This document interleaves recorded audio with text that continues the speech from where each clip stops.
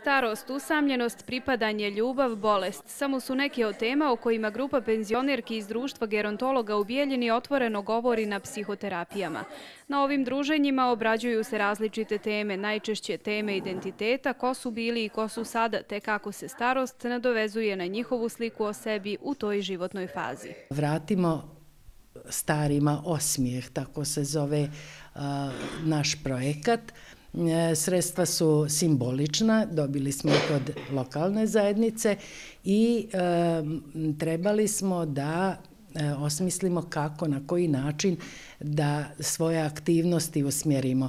I došli smo do saznanja u razgovoru naših članica da bi najbolje bilo da bude psihoterapeutska radionica. Možda kad kažemo psihoterapeutska, grubo zvuči ili asocijacija sa onim predrasudama, jeli?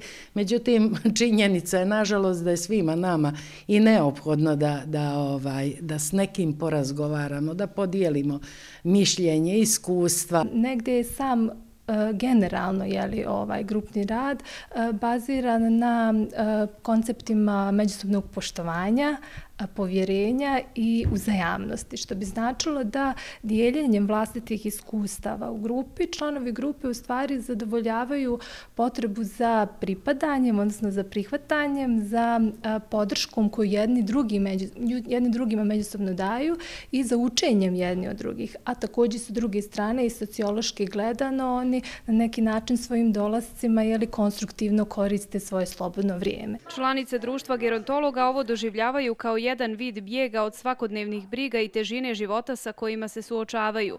Ovo im pomaže da kažu šta misle, podijele svoja iskustva sa nekim u koga imaju povjerenje.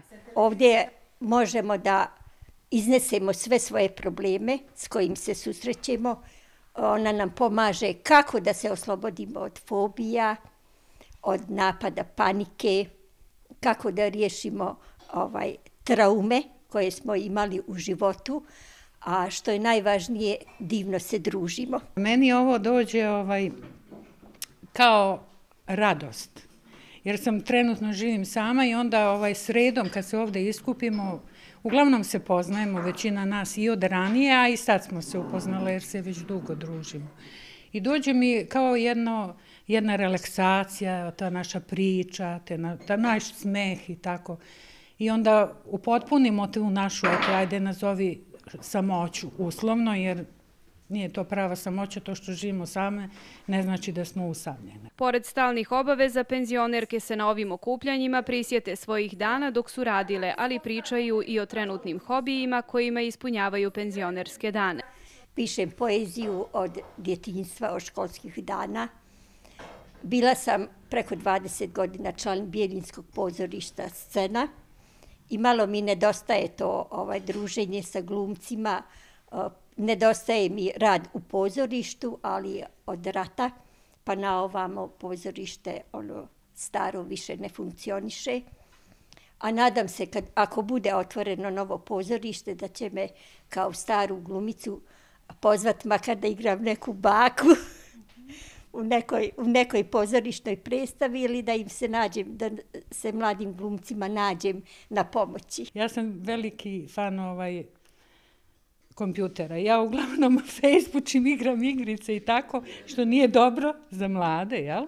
A meni je to preostalo ovako kao jedna od zabava i time uglavnom upražnjavam, onda često šetam, družim se, čitam, posjetim i po neku predstavu kad imam vremena i mogućnosti i tako. Uglavnom, zadovoljna sam svojim penzionerskim životom. Pored ove radionice iz društva se trude da organizuju slične aktivnosti u koje uključuju mlade da bi razmijenili iskustva, što će činiti i u narednom periodu. U buduće trudit ćemo se u svakom slučaju da ne stanemo na ovome. Sve su to neki pionirski i sitni koraci, ali ne posustajemo, nećemo posustati bez obzira koliko nam je godina. Poručuju da je svaki novi dan prilika da se unese što više lijepih misli i radosti u život, da se odagnaju loše misli i u starim danima se što više družiti, jer pravi prijatelj i lijepa riječ su najbolji lijek.